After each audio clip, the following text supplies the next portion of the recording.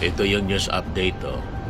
Ang sabi dito sa report ng ABS-CBN, Trump says will hit Iran much harder. It blocks oil supplies. Ngayon lang po, 4 minutes ago, recovering Iran's remaining highly enriched uranium stockpile believed to be sitting in a storage facility deep underground. An objective the Trump administration has been discussing. Ayan, Trump administration starts to panic over rapidly rising oil costs. Sabi dito sa report ng CNN po 1 hour ago. While senior Trump aides had anticipated some brief surge in oil prices in the first days of the war with Iran, the size and sustainability of the market reaction caught them off guard. People familiar with the nagpapagang mga balita at pagtalakay sa mga isyu ng lipunan. Bulsa! Opinyon, banat at paglalantad sa katotohanan. Bulsa! What you see is what you get. You decide. Hello po mga kababayan. Ito, bigyan ko po kayo ng mga update sa nangyayari ngayon sa giyera sa Iran. Giyera ng Iran, Israel at ng Amerika. Ito yung news update. Ang sabi dito sa report ng ABS-CBN, Trump says will hit Iran much harder. It blocks oil supplies. Medyo matatagalan pa siguro mga kababayan yung giyera. At sabi dito sa report ng CNN, ngayon lang po, 4 minutes ago, recovering Iran's remaining highly enriched uranium stockpile believed to be sitting in a storage facility deep underground. An objective the Trump administration has been discussing would require a significant number of U.S. ground troops beyond a small special operations footprint. 7 current and former officials familiar with the military planning told CNN. So magdi-deploy sila, mga kababayan ng ground force sa Iran. Ito pa 12 minutes ago, sabi sa report ng CNN, war with Iran has gas prices in the United States spiking. Drilling for more oil in the US won't fix things. Kaya dito po mga kababayan sa Pilipinas, nag-igpit yung ating gobyerno. May mga pinadalahan ng show cause order yung Department of Energy kasi may mga nagsamantala agad na mga negosyante, mga may-ari ng gas station, gasoline station, nagpataas agad mga kababayan ng presyo ng gasolina. More than doon sa suggested retail price mga kababayan or price saving.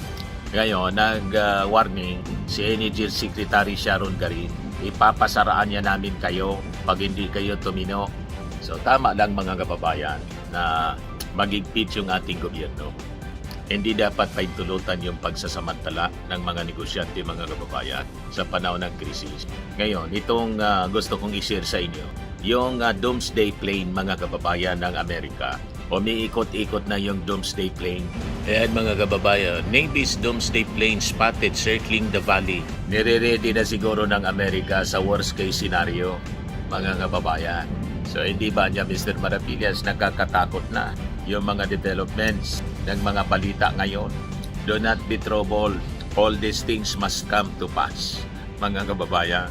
Nagpapasiguro lang siguro yung Amerika. Kasi siyempre, hindi natin alam kung ano yung mga plano ng mga kaalyado ng Iran, yung Russia at saka yung China. Siyempre, nag-iisip din yan ng para sa kanilang sarili. Di ba po? Kung mauwi ito sa sa Armageddon, di yun na yun mga kababayan. But anyway, i-share ko na muna sa inyo kung bakit lumilipad-lipad na po itong tinawag na doomsday plane ng Amerika at ano po itong eroplano. So sabi dito sa balita ng Fox News 26, Fox 26 News, people around the Central Valley sa California po ito mga kababayan, look up Sunday afternoon to see a large unmarked airplane flying unusually low and repeatedly circling the area. The aircraft spent nearly 2 hours making mock landings at the Fresno Yosemite International Airport, according to observers. The plane was identified as Boeing E-6B Mercury, often referred to as a doomsday plane. May doomsday plane po ang Amerika na designed to withstand a nuclear attack at AMP weapon. Sa worst case scenario mga kababayan, pinapractice na siguro ni Donald Trump kung lumala yung sitwasyon at maglabo-labo na mga kababayan, then ready na yung kanilang doomsday plane. So sabi dito, the only visible markings are the Navy's white 5-pointed star centered to a dark blue circle along with red and white bars. The aircraft is designed to be resistant to electromagnetic pulse or AMP weapon. The E-6B Mercury serves as a communications relay and a strategic airborne command post. Its mission is to provide survivable, reliable, and endurable airborne nuclear command.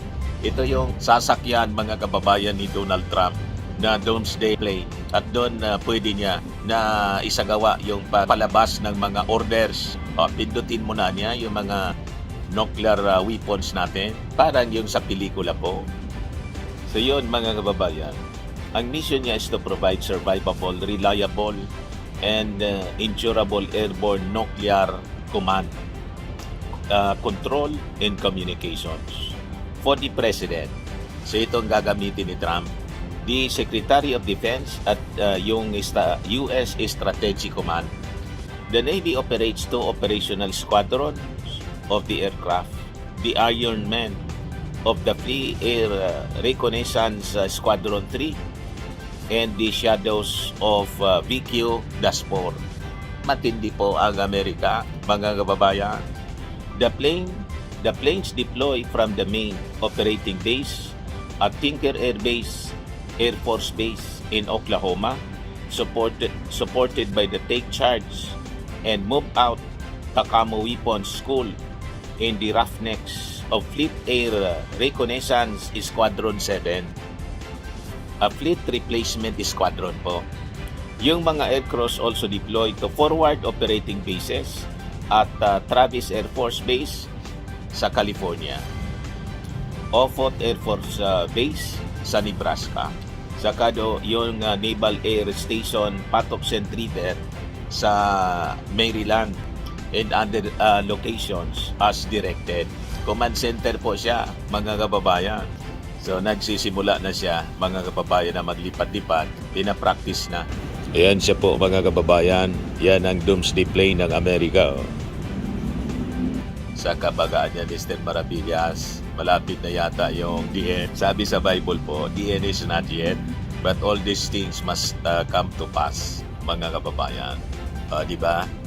O ngayon, kahit sa Amerika po, may panic na din sa supply ng petrolyo at spiking gas prices. Ayan o, Trump administration starts to panic over rapidly rising oil costs. Sabi dito sa report ng CNN po 1 hour ago. While senior Trump aides had anticipated some brief surge in oil prices in the first days of the war with Iran, the size and sustainability of the market reaction caught them off guard.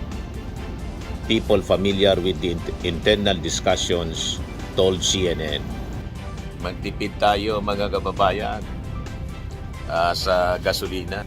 May mga contingency plans na po tayo dito sa ating bansa na ipinag-utos yung ating Pangulong Bongbong Marcos. Pati yung 4-day work week temporary. Kaya lang mahirapan yung sa business sector, sa pribado po mga kababayan.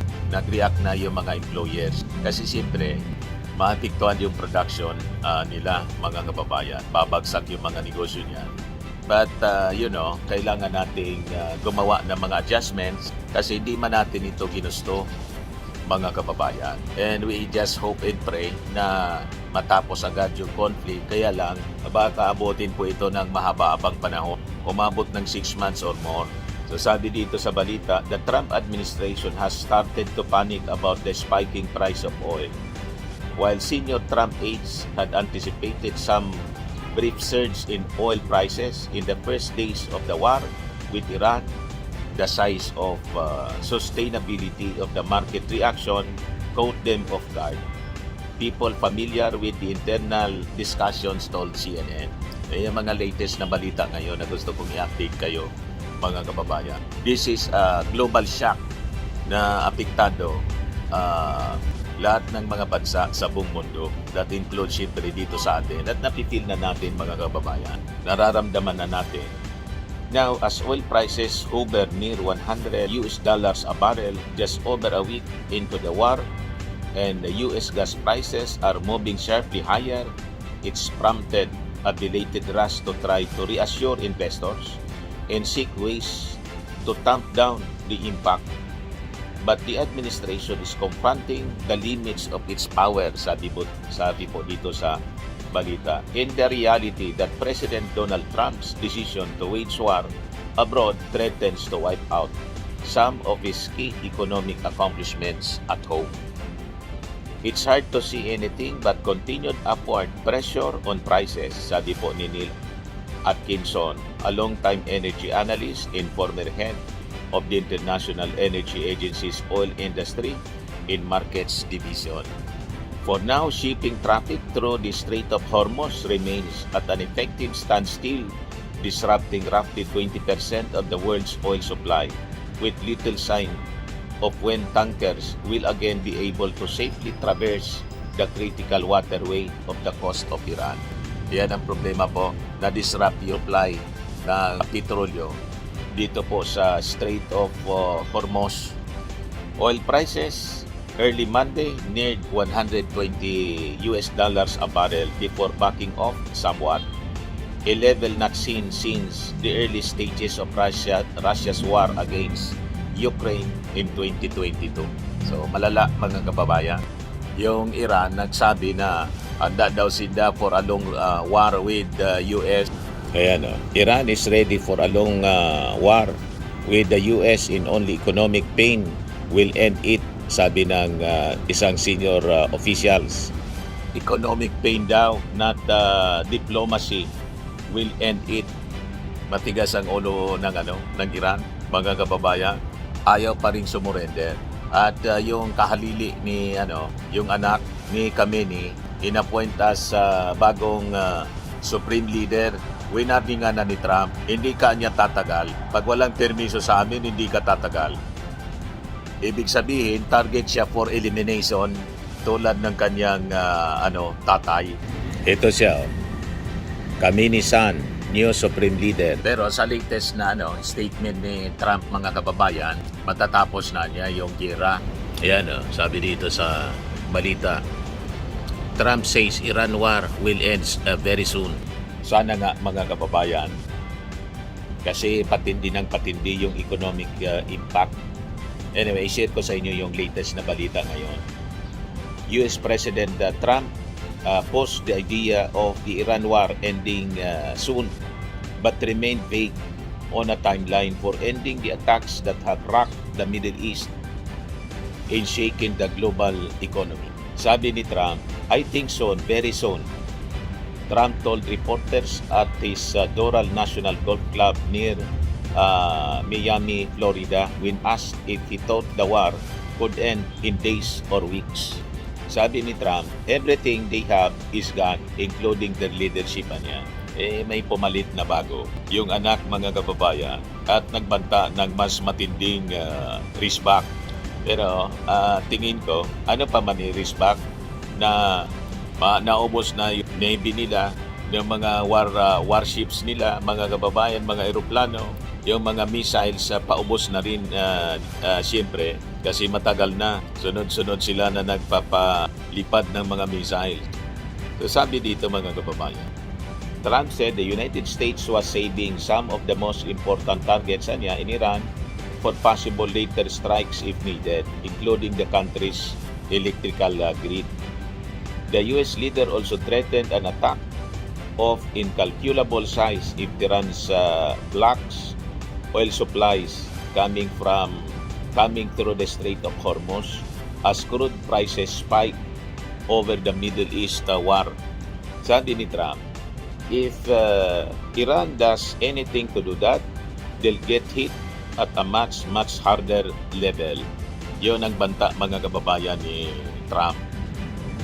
We will hit them so hard that it will not be possible for them or anybody else helping them to ever recover that section of the world if they do anything, sabi po ni Trump.